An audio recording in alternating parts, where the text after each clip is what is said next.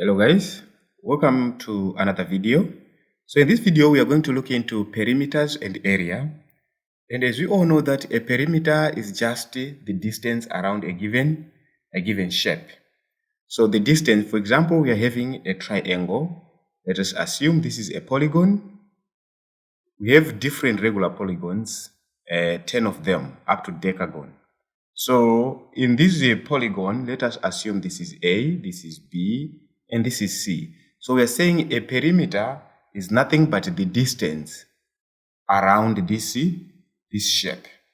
So as you can see, I've added some unit of measurement like 8 centimeter, 6 centimeter, 4 centimeter. So when you're calculating the perimeter, we say the distance. So it means on this shape here, let P be the perimeter on this shape, okay? So if that is the case, it means P is equals to 8 centimeters plus 4 centimeters plus 60 centimeter. And it will give us nothing but 18 centimeters. I want you to solve. Find the perimeter of this regular polygon.